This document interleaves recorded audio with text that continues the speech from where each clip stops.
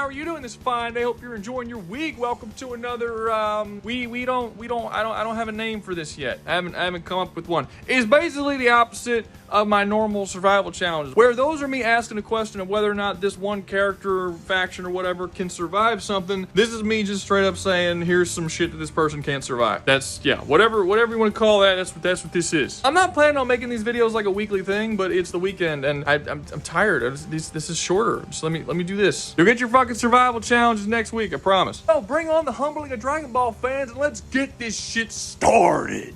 Now, people who've been on my channel for a while knows that I think the Dragon Ball community vastly overestimate the power of its series to an extreme extent. I think that basically every aspect of its characters, from speed to strength to hacks the abilities, is all based on mistranslations, exaggerations, taking statements incredibly literally when they clearly aren't meant to be taken literally, and just generally really bad story comprehension abilities. I've talked about this at length, and I'm not going to go into super hardcore detail, but I'll just give you a couple of examples before we move on to actually talking about who would kick this dude's ass. One is people say that Goku could shake the infinite void, and because the infinite void is in fact infinite, that means he has unlimited strength. Otherwise, he wouldn't be able to shake an unlimited amount of space. This is a mistranslation. In reality, it was never called the infinite void. It was called the eternal void because it is a timeless place that has existed before the existence of time. We never actually find out the size of the void, so the fact that Goku can shake it doesn't really mean anything. I mean, I'm sure it's big and I'm sure it's impressive, but saying that he has infinite strength in a series where you and I and everybody else knows that he just continuously gets stronger and stronger and stronger, he's a character that overcomes all obstacles and will continue to increase in power, calling that character infinite doesn't make any fucking sense. Especially considering that he's not even the strongest character in his own series, because last we saw Broly beat his ass. So if he's infinite, what the fuck is Broly? I've heard tons and tons of people saying that Goku has been massively faster than light since basically the start of Dragon Ball Z, which makes absolutely no sense to me because we don't really have a whole lot of things that we can actually measure to find his speed in the entire series. There's like 3 moments that can possibly be measured. He blocks a bunch of bullets in Dragon Ball. Early on in Dragon Ball Z, he flies across Snake Way. Took him like 2 days, I think, which was calculated around Mach 200 or something. It's fast, but even that far in the series, he's nowhere near light speed. Then you have Boo traveling across the entire galaxy in an unknown amount of time, which again, is impressive that he can get there in maybe a lifetime. We don't actually know. There's no timetable. So how do we even properly measure that? Outside of those 3 things, the only thing that we know is that he keeps getting faster and faster and faster, but there's no way to properly measure this. Like, you just constantly get these statements where characters who could see the characters moving before are now all of a sudden being like, he's so fast I can't see him move. And this keeps happening like 18 times. So he's clearly getting faster, but to what extent? I don't know. You don't know. Nobody fucking knows. But I think that there is plenty evidence in here that these characters are not as fast as people claim that they are. Like, for instance, in the Cell Saga, which is another time where people say that he was clearly massively faster than light at this point in the series. I remember when these fucking episodes were airing, by the way, and people were saying that shit back then. If that was the case, then why did Goku have to teleport Cell all the way to King Kai's place when he was about to blow up and destroy everything? Couldn't he just take Cell and fly him away from the solar system to blow up? That way he didn't have to sacrifice himself and also murder King Kai? Like, honestly, what is the excuse that he didn't do this? If he was really massively faster than light, it would have taken him less than a minute to get out of the solar system. And you can't tell me it's because he can't breathe in space, because this motherfucker should be able to hold his breath for 2 minutes to get this guy out. You can't say it's because he didn't have enough time, because he had a whole fucking speech before he blew up. He was talking to Gohan and everything. You're telling me he could have just skipped talking to Gohan, take Cell, fly him out of the solar system, and come back, and he would have not had to murder the fuck out of King Kai for no reason? But he just chose not to because he wanted to say some nice words before sacrificing himself and some other dude who didn't do nothing wrong. Motherfucker couldn't hold his breath for 2 minutes? That bitch from Titanic learned how to hold her breath for 5 minutes when she was making Avatar 2. You're telling me a middle-aged actress can hold her breath longer than fucking Goku? Now, to be fair, I think at this point, Goku is massively faster than light. There's no real evidence of that. I just think it kind of makes sense for the story that he would be that fast at this point. But for people who have been saying that he's massively faster than light and have been that for literal years, there's no evidence of that. Zero. He doesn't have any feats that you can point to and say, yep, this is 100% evidence that he is massively faster than light. It's really just kind of like a general sense that he just keeps getting faster and faster. And that's really it. The last example I'm going to give that people super hardcore like to argue is that basically hacks are completely worthless against Dragon Ball Z characters, because as long as they have higher ki than the people they're fighting against, none of that person's hacks will work on them. This works for mind control and matter manipulation. It doesn't matter. As long as their ki is higher, they'll win. This is true, but only for hacks that are specifically used via ki. Not all hacks. We see in the series that, for instance, magic does not work this way. In the Buu Saga, we see Babidi use magic to control Dabura, a character who has considerably more ki than he does. He tries to control Vegeta and it fails, and people like to see it's because Vegeta's ki was higher than Babidi's, but that doesn't explain Dabura. In fact, Babidi explains in that scene why it doesn't affect Vegeta. The way the spell that Babidi used works is that it goes into the darkness in a person's heart and uses that darkness to turn them. Babidi was able to control Dabura because he was a demon king and he was pure evil. He then used the spell on Vegeta because he believed Vegeta was pure evil, but Vegeta wasn't. This is why he was able to not be controlled. This is also why Babidi didn't even bother trying to use it on Goku, because he knew it wouldn't have worked. Vegeta resisting the mind control is not because he had a higher ki level. In fact, Babidi using the spell on Vegeta gave him a boost in his ki level. That's kind of like how the spell works. Ki level is completely irrelevant. This means that when you put Goku in a versus battle against literally anybody that doesn't have ki, they have hacks, but the hacks is not specifically created via ki, Goku will not have a resistance to it at all. There really isn't any hacks in Dragon Ball. There's way more I could talk about and have already talked about in the past, so I'm not going to go into any more detail on this. But basically, this is just kind of how it would go for another 30 minutes if we kept doing this. There's a lot of stuff people like to say, but it's really not reflected very well in the story. Now, as far as how strong Goku actually is, I mean, he's strong. Like I said, I do still think that he has probably massively faster than light speeds. I don't think it really matters that much because everyone on this list has massively faster than light speeds, and there's no evidence that Goku's faster than any of them. But, you know, he's fast. As far as strength, he can blow up a whole lot of space. I don't think he's universal. I don't think there's any evidence he's universal. And this is mainly because the universes in Dragon Ball aren't actually universes. Universe 6 and Universe 7 are only separated by space and nothing else. They don't exist on different planes of existence. They aren't on different frequencies. There's no time-space continuum that's separating the two. They're different universes in the same way that Earth and Mars would be different universes. If you get into a spaceship that's fast enough, you could travel from Universe 7 to Universe 6, and there would be literally nothing stopping you. This means that the entire Dragon Ball multiverse is just one universe, and they just define each of these pockets of activity as universes, despite the fact that they're very clearly not universes and don't behave in such a way. So Goku is a very fast, very skilled, very powerful, cosmic level being, and that's about it. He isn't a fucking multiversal god like people like to claim he is. Sorry, not sorry. Okay.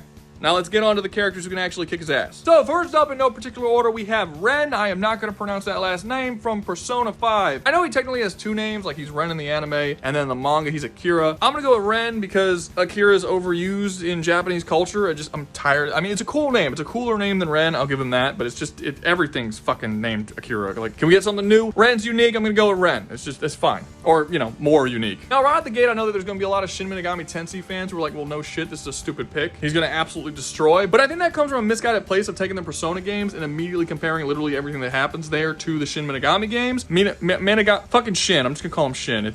I'm not Japanese. I understand that the Persona games are a spin-off of the Shin games, but they're more of a spiritual spin-off. The actual rules of the universe are completely different in the two games. Yes, they have the same enemy types with the same names, but those enemy types in Shin Megami Tensei are demons. In Persona, they're personas. They're actual real beings in Shin Megami Tensei, and in Persona, they're metaphysical. They are like kind of physical, especially towards the end when you bring them out into the real world. But for the most part, they're aspects of a person's personality. They're concepts. They don't really exist in the real world the way the demons do in Shin Megami Tensei. Not in the same way. They're similar series, but there's significant differences between the themes and the way the universes work. So taking one of the personas in the Persona games and instantly comparing it to one of the demons in Shin Megami Tensei because they have the same design and name, I think is very, very flawed. Ren, also known as Joker in Persona 5, does not have anywhere near the feats as the Shin Megami Tensei main characters. Not even close. And I think it's a massive flaw in logic to just suddenly compare the two because they're similar, made by the same company, and it's kind of like a spiritual spin-off sort of thing. I just don't think it just doesn't work. Especially when you actually look at the things that happen in Persona and you see like they don't go anywhere near Tensei. So like, what are you doing? Not that any of that's really important because Joker's gonna super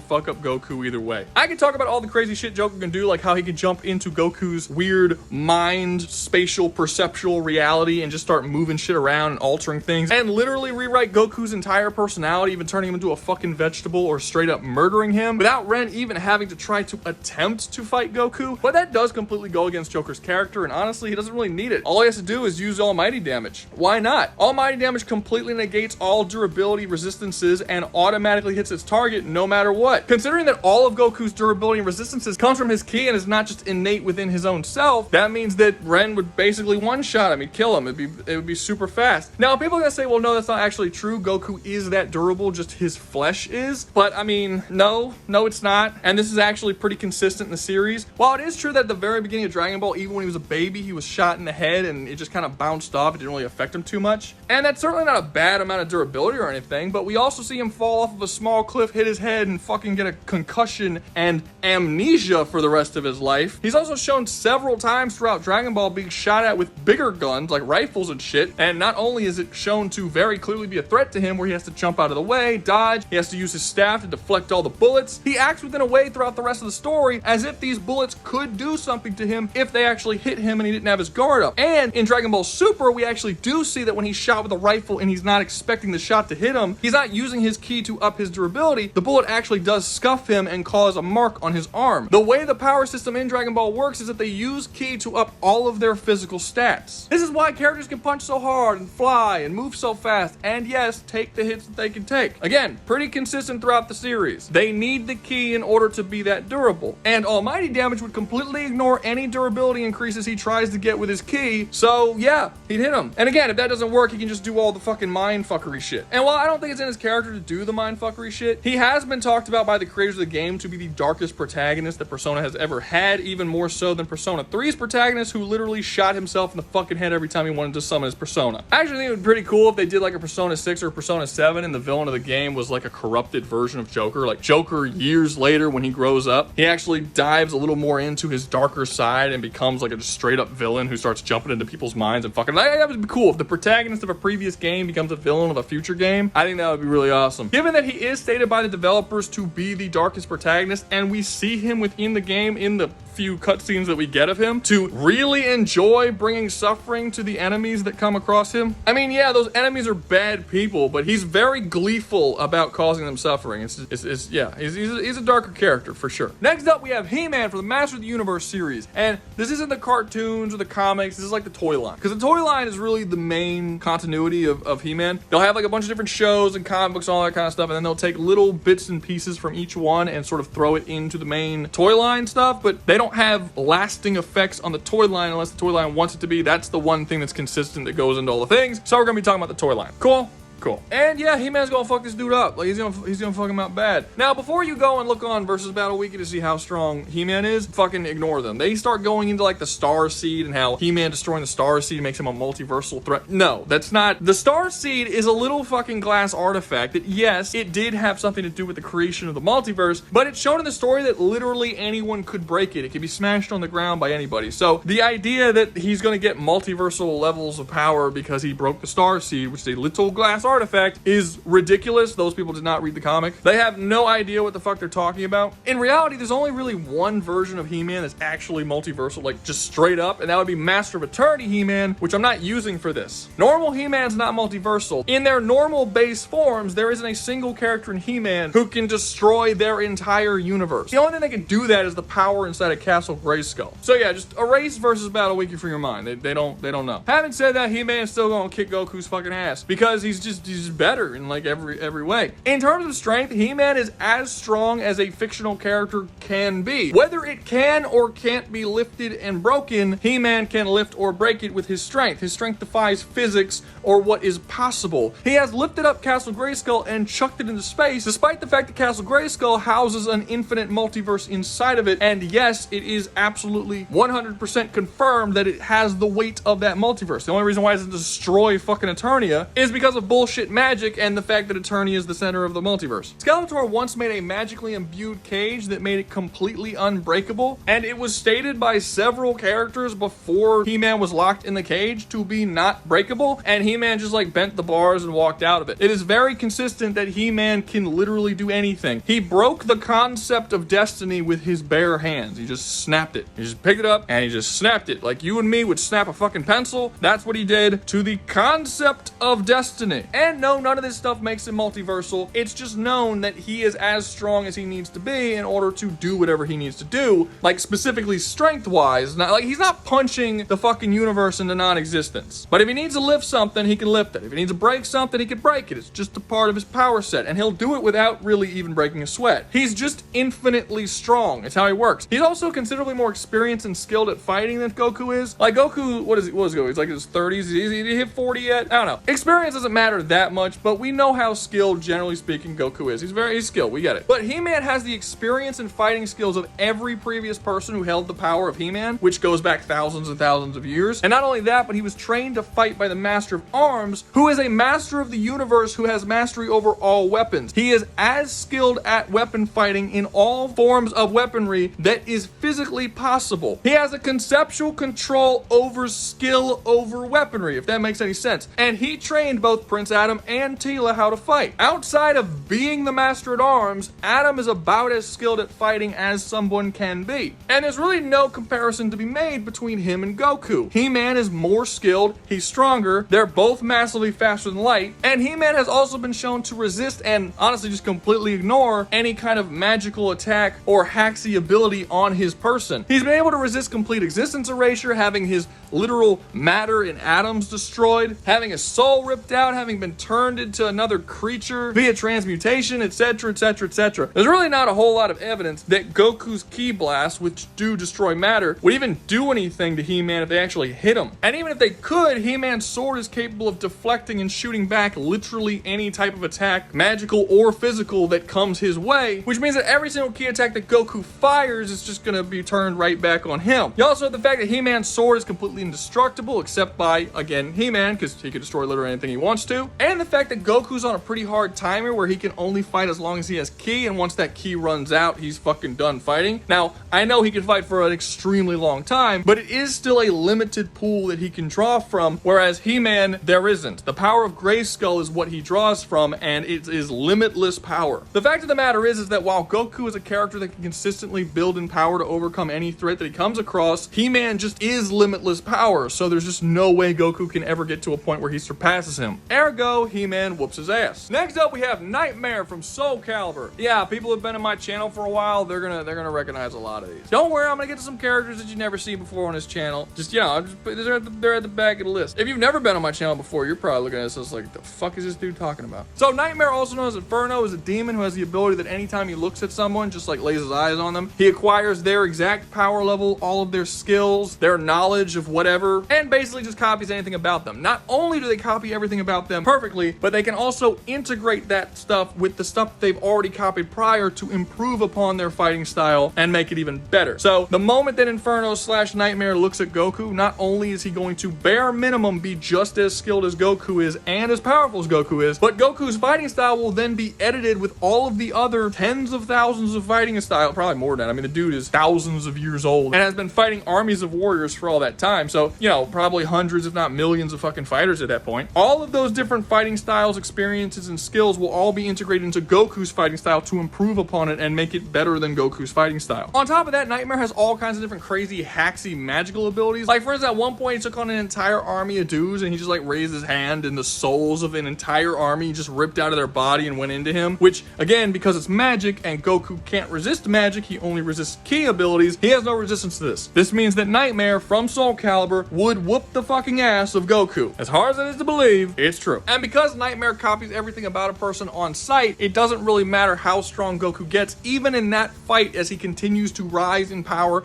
his ki levels raise, he alters his fighting style to try and adapt. As he's doing that, Nightmare will just continue to copy it and at bare minimum, keep matching him the whole way. So he basically just becomes a Goku with far more fighting options and a bunch of crazy magical abilities. Next up, we have Jackie Estacado from the Darkness. So for people who don't know anything about Jackie Estacado was an assassin for the New York Mafia. On his 21st birthday, he was made the host of the Darkness, which was this godlike cosmic being that he just like lived inside of him. And it came with a massive slew of crazy cosmic powers. Now, early on in the series, it's pretty simple. He can like make some stuff and make tendrils and shit. And anytime you flash a flashlight on him, he loses his powers. It's pretty basic. But as the years have gone on, he's mastered his powers. He's basically just become a god. It's gotten to the point where he can do almost anything. Like he can create whatever he wants. He can alter whatever he wants. If he wanted to fill up the entire universe with just an army of like big ass demon, like shoulder to shoulder, no space in between, every single square inch of the universe just filled up with monsters to then attack Goku, he can do that. There's literally no limit of what he can make and what he can manipulate. You also can't really kill him. Like even if you erase him from existence, as long as darkness exists somewhere, because he is darkness.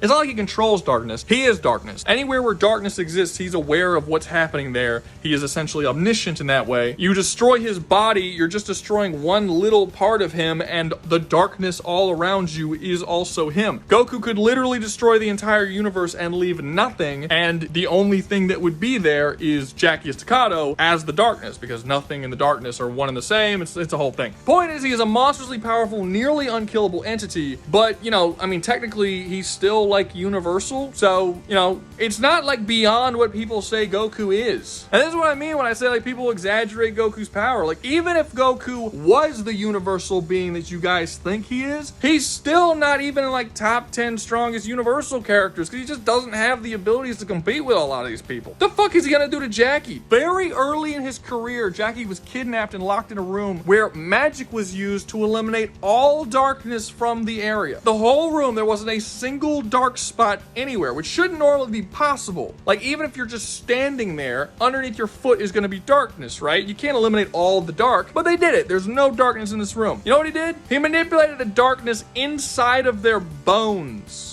Because there's darkness inside of people's bodies, and he fucking killed them with the darkness in their bones. Dude's fucking creative, man. What the hell is Goku gonna do if Jackie starts manipulating the darkness inside his bones to kill him from the inside? Darkness is a beast, man. YouTube really needs to step up with talking about this dude when they talk about all these fucking versus battle shit, right? You always talk about Superman, and you talk about Hulk, you talk about all these characters. Fuck them. The darkness within the first 100 issues of his comic book once created a dragon to fight against Superman, and the dragon was fucking winning. Bro, don't give a fuck about you. Next up, we have Dr. Solar from just so many things. God damn, this dude has been passed around more than your mother. I mean, shit. He's been owned by Dynamite Comics, Valiant Comics, just fucking you name it. All kinds of comics. I don't know why though. He's a pretty cool character. Anyway, for people who know who he is and just want to, you know, instantly jump to that one fucking image that keeps passing around where they're like, oh, you destroyed your reality, and he's like, nah, you created a new reality. I tried to blah, blah, blah. And they're like, oh, he's a universe, he can create and destroy realities. No, he can't. This is the shit that I don't like about the fucking scaling community. They take that one image and they pass it around, and they're like, hey, look at this. He fucking said they just said he destroyed a reality, so he destroyed a universe, and then he says he created one, and they created it. Yeah, there's context is not important. Context is important.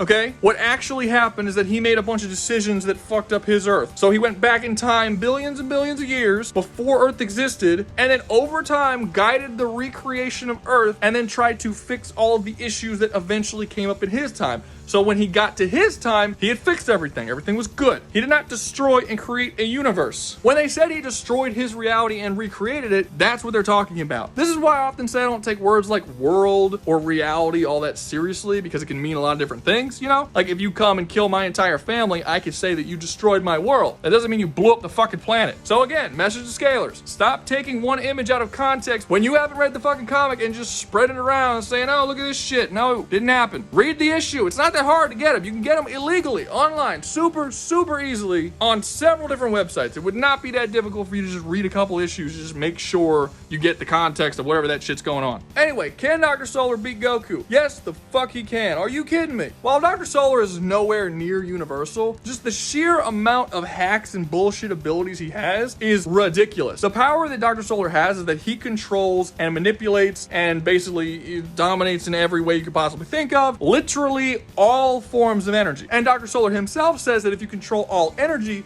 you control all things because all things are energy. Now, does that mean he's universal? No, because he's never shown manipulating energies across all of the universe at the same time or like destroying the universe. That never happens. It's more so that any energy that comes into his general vicinity that he can interact with it any way he wants to. And what this series considers energy is kind of fucking wild. He can control, manipulate, alter, and turn into literally anything from wavelengths to sound waves to lights to the time stream itself is considered fucking energy source. Kinetic energy, nuclear energy, any form of radiation, any form of spiritual energy. He can manipulate molecules and atoms. He can teleport from one point to another point because space is considered energy. Basically, this series writes this motherfucker as being able to do whatever the fuck he wants. So, can he defeat Goku? Yes. Even if I didn't just list all that bullshit that I just listed, Goku's entire power is based around ki energy, which, yes, is energy. If Dr. Solar wanted to just strip him of all his ki immediately and turn him into just a Saiyan with no ki, you got 1 ki now, or 0 ki, he can do that. There's nothing stopping him, and there's literally nothing Goku can do to stop him. There is a damn near limitless number of things that this dude can do to Goku, and Goku can't do. I mean, shit, at one point in this series, a telepath tried to enter the mind of Dr. Solar and couldn't because telepathy was considered an energy. Yeah, like the power of telepathy was some form of energy on its own.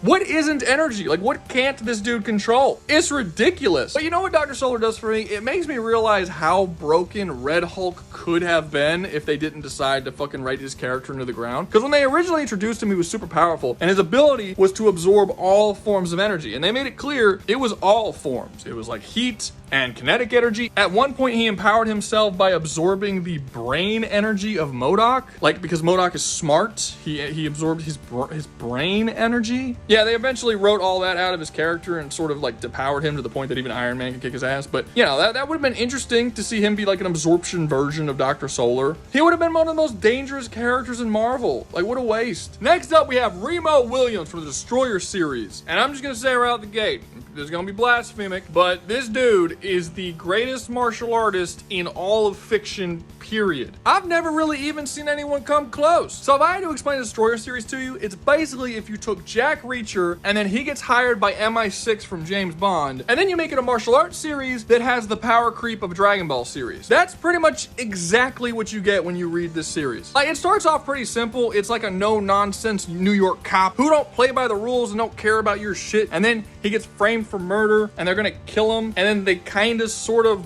do kind of kill him, but then he doesn't. It gets intercepted, and everybody thinks he's dead, but then this underground organization that helps defend the world from all these different crazy threats is like, hey, we want to hire you on for us, but you basically have to say goodbye to your entire past life and become a special agent with us. And he's like, yeah, sure. And then they teach him martial arts, and then every novel that is between like 100 and 300 pages, they're super short. There's like 150 books, by the way. It's just about him dealing with some other crazy, wacky situation while brutally murdering people and having sex with lots of beautiful women. And that's the whole. It's like a B movie made into a massive book series. The first book that I didn't read, I forced some gay dude to read it for me, and then he just like explained it to me. And well, that one is really normal. He's just a cop who knows martial arts going after like normal human people. But by the time you get to like 5 or 6, there's a psychic that blows up Venus with his mind, and then it just keeps going from there. You end up finding out that Remo is a reincarnation of the god of destruction, and it just gets more and more ridiculous as it goes on. But the reason I say he's the most skilled martial artist in fiction is because of the fighting style that they teach him in the first novel. Now, in the first novel, you just think he's like, it's like a normal fighting style. But then eventually it's revealed that it's actually the Sun Source. That's like kind of the American name. I mean, there's a Korean name, but I'm fucking whatever. Sanskrit or something. I don't remember. We're just gonna call it the Sun Source. And basically the way it's described is that this fighting style is the sun, and all other forms of violence that could possibly exist are just rays of light that come from the Sun Source. Essentially,